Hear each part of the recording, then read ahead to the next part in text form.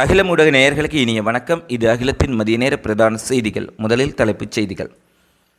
அரசாங்கம் உடனடியாக பதவி விலக வேண்டும், விடுக்கப்பட்டுள்ள எச்சரிக்கை. கொழும்பு துறைமுக நகர ஆணைக்குழு தொடர்பான விவாதம் எப்போது வெளியாக இருக்கக்கூடிய முக்கியமான தகவல். இலங்கையின் 9 மாகாணங்களுக்கு புதிய பிரதி பணிப்பாளர்கள் நியமனம். கொரோனா தடுப்பு நடவடிக்கைகளில் இலங்கைக்கு பின்னடைவு, கையை விரித்த தடுப்பூசி நிறுவனம். இலங்கையில் ஏற்பட்டுள்ள கடுமையான தட்டுப்பாடு. கோவிட்-19 வைரஸ் பரவலில் ஆசியாவில் 2ஆம் இடத்தை பிடித்தது இலங்கை. நாட்டின் பல்வேறுபட்ட மாவட்டங்களுக்கு விடுக்கப்பட்டுள்ள சிவப்பு எச்சரிக்கை. இலங்கை உட்பட 4 நாடுகளுக்கு விதிக்கப்பட்டுள்ள பயண தடை. இந்தியாவில் தங்கியுள்ள இலங்கை அகதிகளை அழைத்து வர நடவடிக்கை. நாட்டில் எடுக்கப்படும் முக்கிய நடவடிக்கைகளை தெளிவுபடுத்த வேண்டும், எதிர்க்கட்சிகள் கூட்டாக இலங்கை அரசுக்கு கோரிக்கை. தொடர்ச்சியாக இலங்கையின் விரிவான செய்திகளை பார்க்கலாம். கோவிட்-19 வைரஸ் கட்டுப்படுத்தலில் தோல்வியடைந்துள்ளதால் இயலாமையை உணர்ந்து நாட்டை பாதுகாப்பாக நிர்வகிக்கக்கூடியவர்களிடம் கையளித்துவிட்டு அரசாங்கம் பதவி விலக வேண்டும் என்பதே எமது நிலைப்பாடாகும். இதனை நாட்டு மக்களும் எதிர்பார்க்கின்றனர் என ஐக்கிய மக்கள் சக்தியினுடைய பாராளுமன்ற உறுப்பினர் கெக்டர் அப்புகாமி தெரிவித்துள்ளார். கொழும்பிலுள்ள ஐக்கிய மக்கள் சக்தியின் உடைய எதிர்க்கட்சித் தலைவர் அலுவலகத்தில் நேற்று சனிக்கிழமை நடைபெற்ற ஊடகவியலாளர் சந்திப்பில் அவர் இதனை தெரிவித்தார். கொரோனா பரவலை கட்டுப்படுத்துவதில் அரசாங்கம் தோல்வியடைந்துள்ளதை ஏற்றுக்கொண்டால் அரசாங்கம் தனது இயலாமையை வெளிப்படுத்தி நாட்டை நிர்வகிக்கக்கூடியவர்களுடன் அதனை ஒப்படைத்துவிட்டு பதவி விலக வேண்டும். இதனையே நாட்டு மக்களும் எதிர்பார்க்கின்றார்கள். கோவிட்-19 தொற்றின் காரணமாக பல்வேறுபட்ட விடயங்களில் அரசினுடைய நடவடிக்கைகள் தற்போது விமர்சனத்துக்கு உட்படுத்தப்பட்டிருக்கின்றன.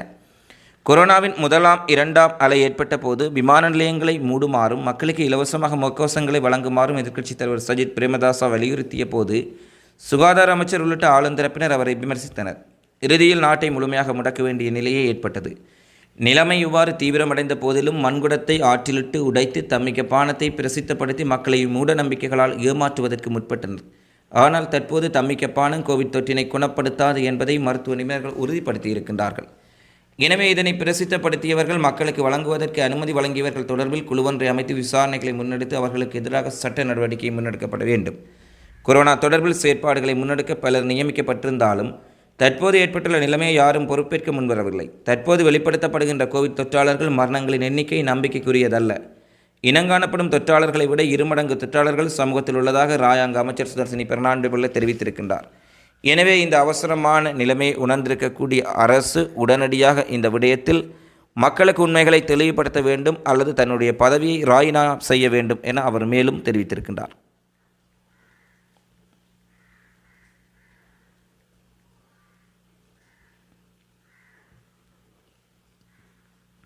இந்தியாவின் சேரம் நிறுவனத்திடமிருந்து அஸ்ட்ராசெனெகா தடுப்பூசி வருவது நிச்சயமற்றதாகிவிட்ட நிலையில் ஏனைய நாடுகளிடமிருந்து அஸ்ட்ராசெனெகா தடுப்பூசியை பெறுவதற்கான முயற்சிகளில் இலங்கை அரசு தீவிரமாக ஈடுபட்டுள்ளது.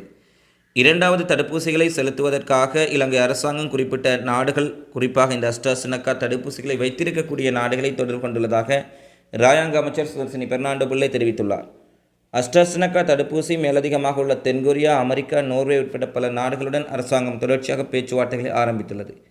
நாங்கள் இந்த நாடுகளின் முகவர்களுடன் பேச்சுவார்த்தைகளை மேற்கொண்டுள்ளோம். விரைவில் 2வது டோஸுக்கான மருந்தினை பெற்றுக்கொள்ள முடியும்.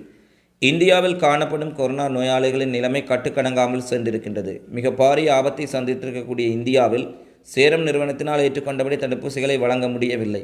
ஏனெனில் இந்தியாவிலேயே தடுப்பூசிகளுக்கு பற்றாக்குறை ஏற்பட்டுள்ளது.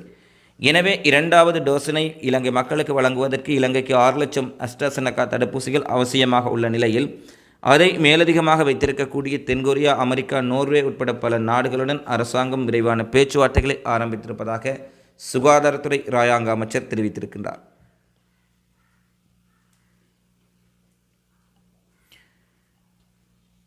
இலங்கையில் கொரோனா தடுப்பு நடவடிக்கைகளை மாகாண மட்டத்தில் முன்னெடுப்பதற்காக பிரதி சுகாதார சேவை பணிப்பாளர் நாயகங்கள் 9 பேர் நியமிக்கப்பட்டுள்ளதாக சுகாதார அமைச்சு தெரிவித்துள்ளது.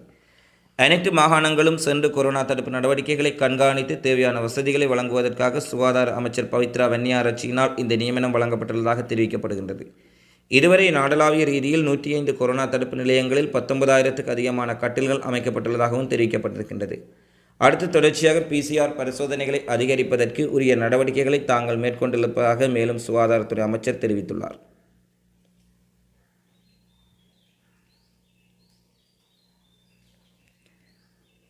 நாட்டில் இருக்கக்கூடிய வைத்தியசாலைகளில் சத்திர சிகிச்சைக்கான முகக்கவசம் உள்ளிட்ட கொரோனா பாதுகாப்பு உபகரண தொகுதிகளுக்கு மிக பாரிய தட்டுப்பாடு நிலவுவதாக அகில இலங்கை தாதியர் சங்கம் தெரிவித்துள்ளது. அந்த சங்கத்தின் பிரதான செயலாளர் HMSP மெதிவத்த இதனை தெரிவித்துள்ளார். குறித்த சத்திர சிகிச்சை முகக்கவசங்கள் உள்ளிட்ட பாதுகாப்பு உபகரணங்களை வழங்க நடவடிக்கை எடுக்காவிட்டால் அதற்கு எதிராக தாங்கள் போராட்டத்தில் குதிக்க உள்ளதாக அவர் தெரிவித்திருக்கின்றார். மேலும் கொரோனா பேரிடர் காலத்தில் தங்களுடைய உயிர்களை பொருட்படுத்தாமல் அர்ப்பணிப்போடு செயற்படும் தாதியர்களுக்கு உரிய உபகரணங்களை அரசு வழங்காமை குறித்து தங்களுடைய ஏமாற்றத்தையும் வருத்தத்தையும் அவர் மேலும் தெரிவித்திருக்கின்றார்.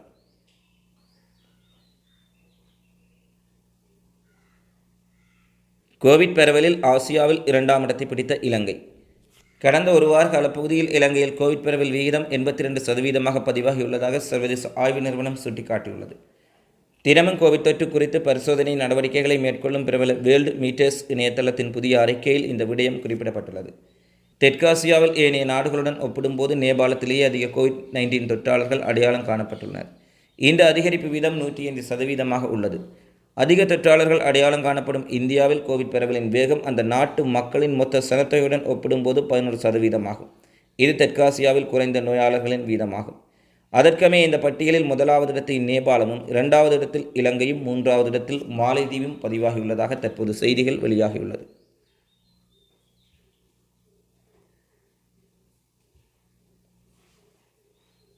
இலங்கையில் உள்ள முக்கியமான 14 மாவட்டங்களில் கடுமையான இடிமின்னலுடன் கூடிய கடும் மழை பெய்வதற்குரிய வாய்ப்புகள் இருக்கும் என்பதால் இந்த மாவட்டங்களுக்கு சிவப்பு எச்சரிக்கை வழங்கப்பட்டுள்ளதாக வானிலை ஆய்வு மையம் தெரிவித்துள்ளது.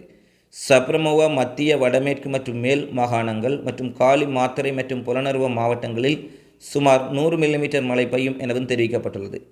இந்த நேரத்தில் இந்த மாவட்டங்களில் இருக்கக்கூடிய கடலுக்கு செல்லக்கூடிய மீனவர்கள், கரையோரம் மற்றும் தாழ்நில பகுதிகளில் வசிக்கக்கூடிய மக்கள் மிகுந்த அவதானத்துடன் இருக்குமாறும், திறந்த வழிகளில் வேலைகளை செய்யக்கூடியவர்கள் மின்னல் தாக்கத்துக்கு உட்படக்கூடிய வாய்ப்புகள் இருப்பதால் அவர்கள் இன்று நாளை முக்கிய நாட்களில் இந்த விடயங்களை தவிர்த்து கொள்ளுமாறு கேட்கப்பட்டுள்ளது.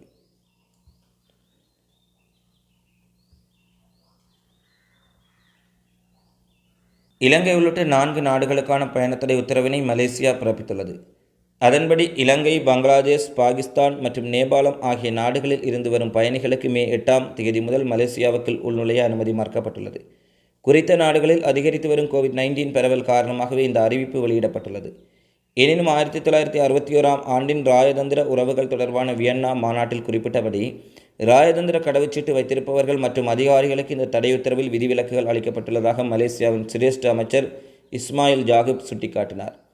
மலேசிய போக்குவரத்து அமைச்சகம் ஏப்ரல் மாதத்தில் இந்திய பிரஜைகள் மற்றும் பயணிகள் நுழைவதை தடுத்து நிறுத்தியதுடன் தெற்காசிய நாட்டிலிருந்து வரும் கப்பல் வருகைக்கும் புதிய கட்டுப்பாடுகளை விதித்திருந்தமை குறிப்பிடத்தக்கது.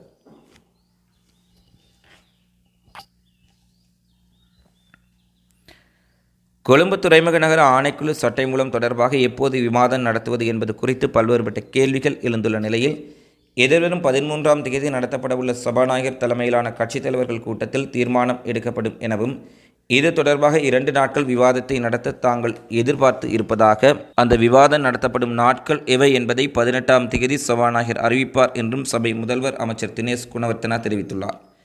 துறைமுக நகர ஆணைக்குழு சட்டமூலம் தொடர்பான உயர்நீதிமன்றத்தின் தீர்ப்பு சபாநாயகருக்கு அனுப்பி வைக்கப்பட்டிருக்கின்றது.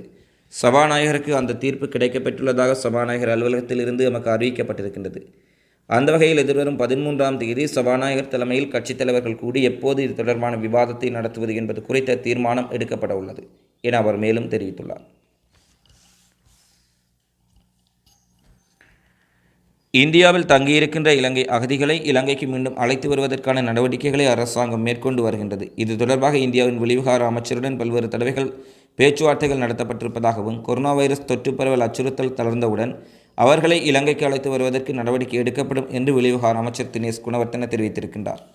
இவ்வாறு இந்தியாவில் இருந்து அழைத்து வரப்படும் இலங்கை அகதிகளுக்கு பொருளாதார ரீதியில் உதவிகளை செய்வதற்கும் வீடுகளை அமைத்துக் கொடுப்பதற்கும் அரசாங்கம் நடவடிக்கை எடுக்கும். மாறாக இந்தியாவிலேயே தொடர்ந்து தங்கியிருக்க அவர்கள் விரும்புவார்களாயின் அவ்வாறு இருக்கலாம் என்றும் வெளிவிவகார அமைச்சர் சுட்டிக்காட்டினார். இந்தியாவில் தங்கியிருக்கின்ற இலங்கை அகதிகள் தொடர்பாக அரசாங்கம் எவ்வாறான நடவடிக்கைகளை முன்னெடுக்கப்பட்டிருக்கின்றது என ஒரு கேள்வி எழுப்பப்பட்ட போதே அவர் இந்த விடயத்தை குறிப்பிட்டிருக்கின்றார். இலங்கை அகதிகள் ஆயிரக்கணக்கானோர் இந்தியாவின் தமிழகத்தின் சென்னையில் தங்கியிருக்கின்றனர். அவர்களை இலங்கைக்கு மீண்டும் அழைத்து வருவது தொடர்பாக அரசாங்கம் நடவடிக்கை எடுத்து வருகின்றது.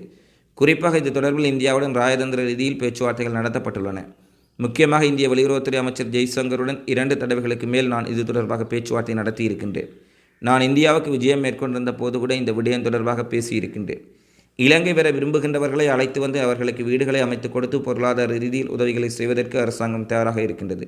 தற்போது கொரோனா வைரஸ் பரவல் காரணமாக போக்குவரத்து கட்டுப்பாடுகள் அமுல்படுத்தப்பட்டிருக்கின்றன. இதனால் உடனடியாக அவர்களை நாட்டுக்கு அழைத்து வருவது சாத்தியமில்லை.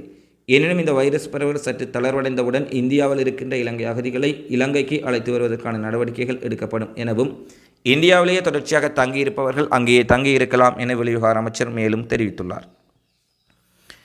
இவை இன்று வெளியாக இருக்கக்கூடிய இலங்கையின் பிரதான செய்திகளாக அகிலத்தின் செய்திகளில் இடம் பிடித்திருக்கின்றன. தொடர்ச்சியாக இலங்கை செய்திகளை உடனுக்குடன் அறிந்து கொள்ள அகில ஊடகத்தோடு இணைந்திருங்கள். நன்றி. அகிலம், மாற்றத்திற்கான மக்கள் குரல்.